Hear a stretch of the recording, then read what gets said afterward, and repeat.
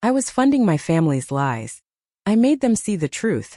I used to believe that love had a price, and that if I paid it every month on time without complaint, it would eventually be returned to me in some quiet, invisible way.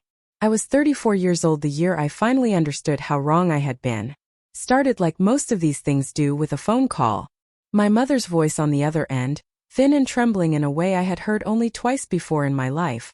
Once when my father had his heart attack, and once when our old dog died. She told me the furnace was broken. She told me it was December, and the house was cold, and she didn't know what she was going to do. She told me she hated to ask. I remember standing in my kitchen with the phone pressed so hard against my ear it left a mark, looking out the window at my own yard, at my own life, and feeling that old familiar tug in my chest. The one that had been there since I was a teenager. The one that told me I was the responsible one. The one who fixed things. The one who didn't ask for help because I was too busy giving it. I sent her $800 that night. It wasn't the first time. It wouldn't be the last. Over the next 4 years I would send my mother money almost every month, sometimes $200, sometimes $1,000, sometimes more. For the furnace. For the roof. For her blood pressure medication, which she said the new insurance didn't cover. For the property taxes, which she said had gone up again, unfairly, cruelly, as if the county assessor had personally decided to punish a 68-year-old widow living alone. I didn't mind, or at least I told myself I didn't. I had a good job. I worked in logistics for a mid-sized shipping company, the kind of job that doesn't make headlines but pays steadily and lets you sleep at night. My husband, Daniel, never once complained about the money leaving our account, though I noticed, over time, the way his jaw would tighten slightly whenever my phone lit up with my mother's name. "She's your mom," he'd say when I'd catch him noticing. "You're allowed to help your mom." And I was. I believed that fully. What I didn't know, what I could not have known not then, was that the furnace had been fixed 2 winters earlier. That the roof was fine. That the property taxes on my mother's house had not increased even once in the 4 years I'd been paying for their increase. What I didn't know was where the money was actually going. My mother, Diane, had always had a favorite. It wasn't a secret, exactly, though it was never spoken aloud in our house, the way certain truths live in a family without ever being named. My younger brother Tyler was 3 years behind me, and from the time he was small, he had a particular gift. Not for kindness, not for effort, but for need. He needed things. He needed help with his homework, help with his car, help with his rent, help with his relationships, help with his choices. And somehow, every time he needed something, my mother found a way to give it to him, even when she herself had nothing to give. I used to think it was just the way some parents are with their youngest. I used to make excuses for it the way you make excuses for weather, for traffic, for things you've decided aren't worth fighting. Tyler struggles more than I do, I told myself. Tyler didn't get the stable job, the steady marriage, the quiet, unremarkable life that I had built for myself brick by careful brick. Tyler needed the softness that I had learned a long time ago not to expect. I did not know in December of that year, standing in my kitchen with the phone against my ear, that my mother's furnace was working perfectly well, and that the $800 I sent that night would be transferred 3 days later into my brother's checking account to cover a car payment he was behind on. I did not know that yet. But I was about to find out, and the way I found out would unravel something in me that I am still, in some ways, putting back together. It was my grandmother who planted the first seed of doubt, though she didn't mean to, not really. My father's mother, Ruth, was 81 that year and sharper than most people half her age. She had never liked my mother much, a fact she'd never said outright, but one I'd understood since childhood through the particular silences that passed between them at holiday dinners. Grandma Ruth lived 2 towns over, in a small house full of photographs and the smell of cedar, and I visited her most Sundays, partly out of love and partly, I think now, because her house was the only place in my family where I felt like I could breathe without calculating what I owed anyone. That particular Sunday in early spring, she was going through an old box of my father's things. He'd passed when I was 26, a loss that still sat in my chest like a stone I'd learned to carry without noticing its weight. And she mentioned, almost in passing, that she'd run into an old neighbor of my mother's at the pharmacy. "Sandra Whitfield," she said, not looking up from the photographs. "You remember her from 2 doors down. She said your mother had the whole house redone last fall. New furnace, new windows, the works. Said it must have cost a fortune." I remember the specific stillness that came over me. Not panic, not yet. Just a small cold pause like a single missed heartbeat. That doesn't sound right, I said carefully. The furnace broke in December. I helped her with it. Grandma Ruth looked up then, and something in her face. Not smugness, never that, she wasn't a cruel woman. But something careful, something that had clearly been waiting for the right moment, passed between us.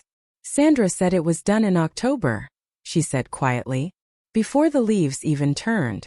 I want to say I confronted my mother immediately. I did not. I told myself there had to be an explanation. A miscommunication, a mistaken date, an old neighbor's unreliable memory. I told myself this the way you tell yourself a lot of things when the alternative is too heavy to hold.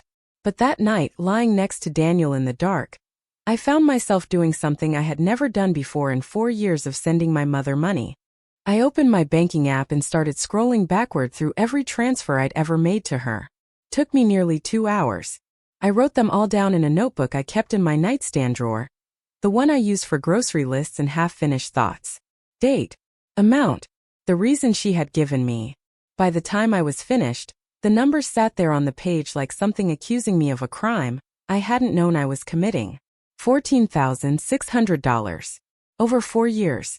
For furnaces and roofs and taxes and medication and, once memorably, a hospital bill for a hip surgery she said she'd had that I never once saw her recover from, not so much as a limp, not so much as a mention of physical therapy. I didn't sleep that night. I lay there staring at the ceiling, running through every phone call, every tearful request, every "I hate to ask you this" that had, over 4 years, become a kind of ritual between us. And underneath the sleeplessness was something worse than suspicion. It was the quiet, sick feeling of realizing that a person you love may have been looking at you this entire time, not as a daughter but as a resource.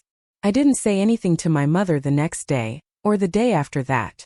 I told myself I needed to be sure before I said anything that couldn't be unsaid. What I didn't yet understand was that being sure would take me somewhere far darker than a broken furnace and a misremembered date.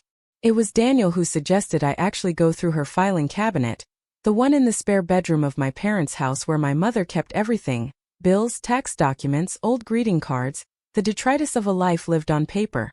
I had a key to that house, the same key I'd had since I was 17, and my mother had never once told me not to use it. I told her I was coming by to drop off a casserole. That part at least was true. She wasn't home that Tuesday afternoon. She'd mentioned days before that she had a hair appointment, and I stood in her kitchen for a long moment after I set the casserole dish on the counter, feeling something in my chest that I didn't have a name for yet. Guilt maybe. Or the early edges of a grief I hadn't identified as grief. The filing cabinet was in the spare room, beneath a stack of quilts my mother never used. I told myself I was only going to look for anything related to the furnace repair. A receipt, an invoice, something that would either confirm my fear or dissolve it entirely. I did not expect to find what I found. The furnace receipt was there, exactly where Grandma Ruth's memory had placed it. Dated October 14th. Paid in full, in cash, 11 months before that December phone call that had started it all. But it was the folder behind it that changed everything. A plain manila folder, unlabeled, tucked between old tax returns, and inside it printed bank statements, my mother's, going back nearly 5 years.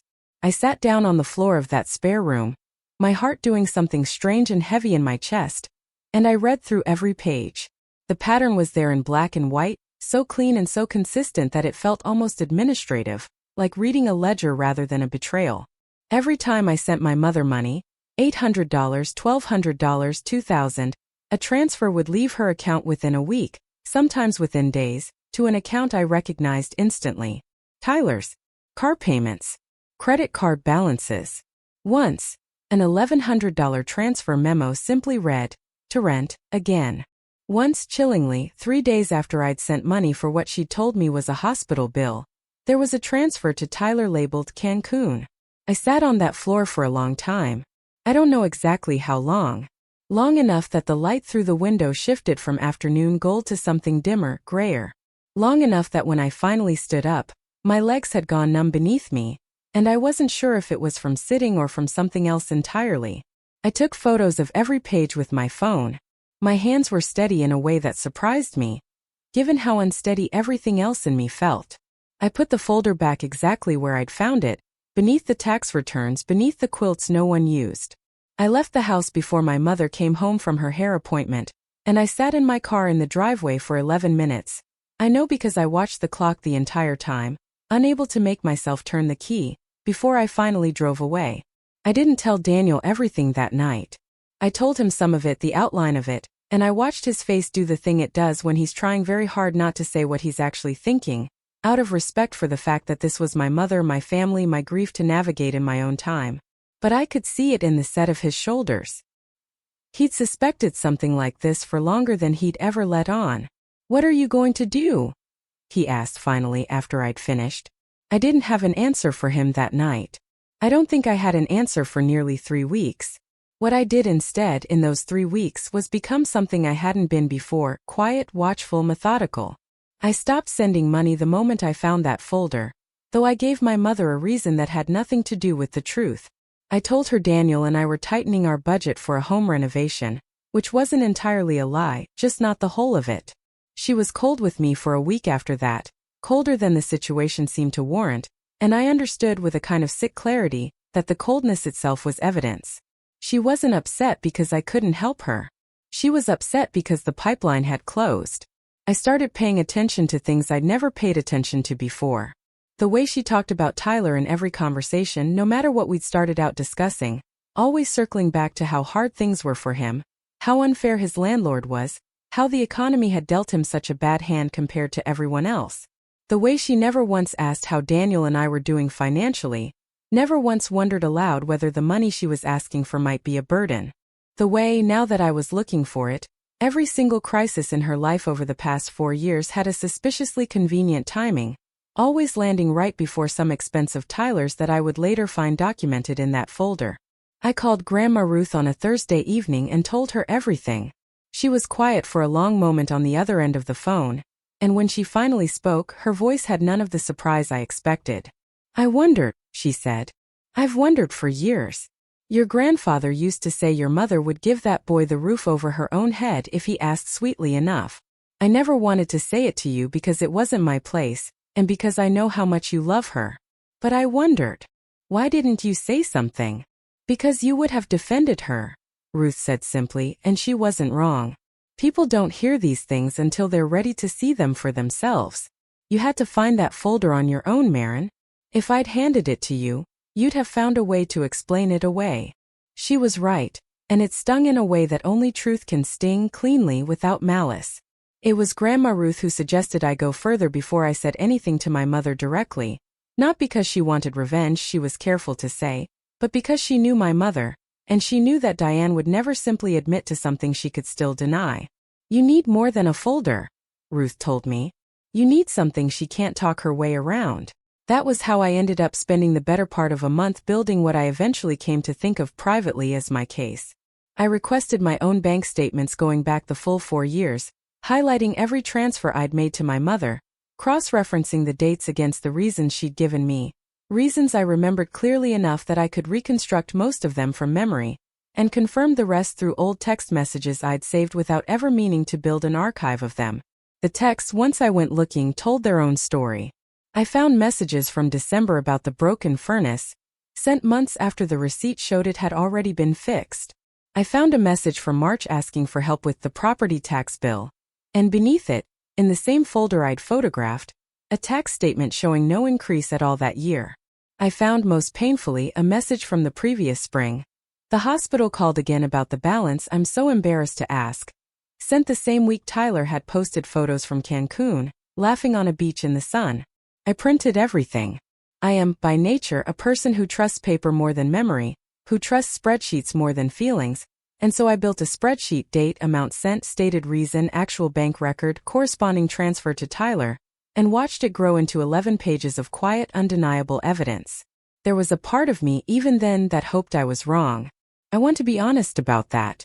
Even with the folder, even with the spreadsheet, even with the timestamps that lined up too perfectly to be coincidence, some small stubborn part of me kept hoping there was an explanation that would let me keep believing my mother had simply been struggling, and not that she had been, in some deliberate and ongoing way, using me. That hope died on a Tuesday in early June.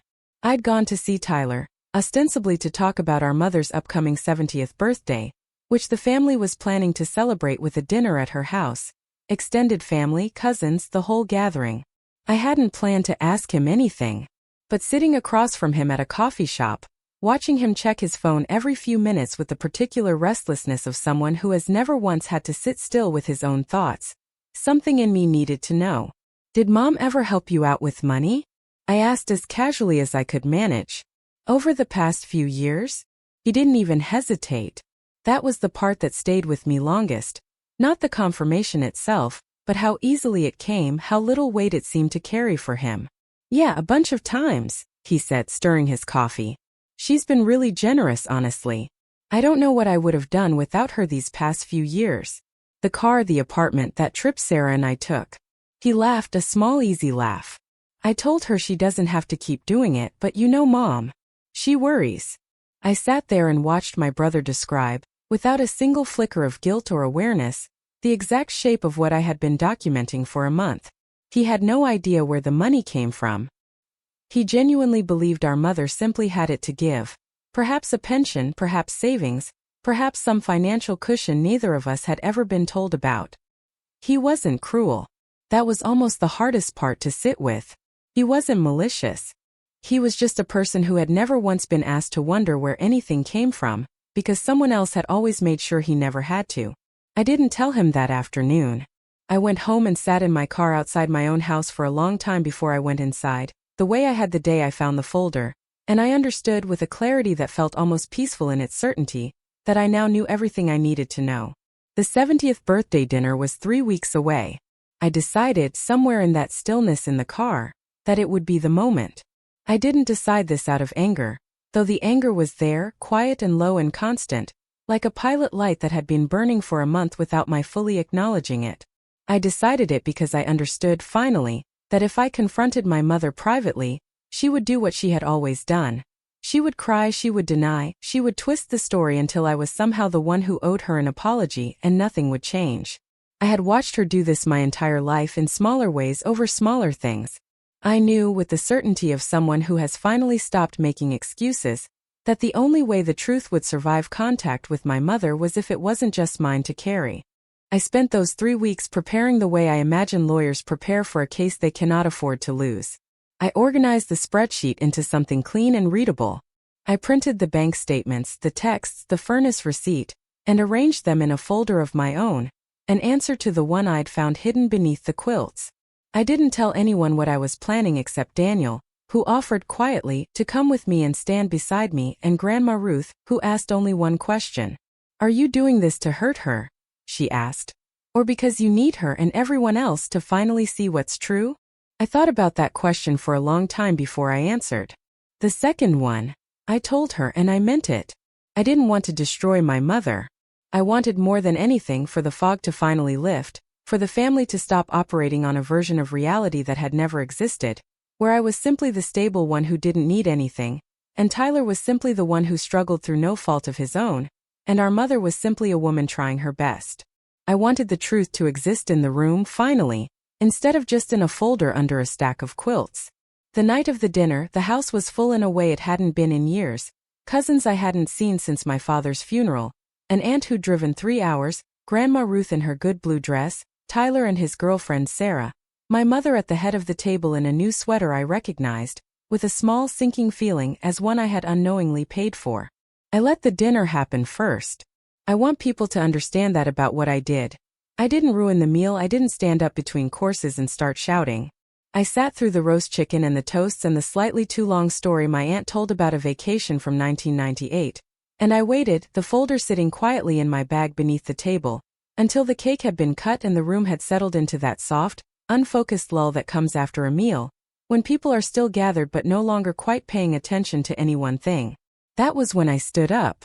"Before everyone starts heading home," I said, and my voice was steadier than I expected it to be, "I wanted to say something. Not really a toast. Just something I think needs to be said, and I think tonight with everyone here is the right time." My mother looked up at me with an expression I'd seen 1,000 times before. Pleased, expectant, the particular warmth she reserved for moments she assumed were about to be about her, in a good way. "For the past 4 years," I said, "I've been sending Mom money. Regularly. For a lot of things, a furnace that broke, a roof, medical bills, taxes. I never once minded. I'd do it again if it had gone where I was told it was going.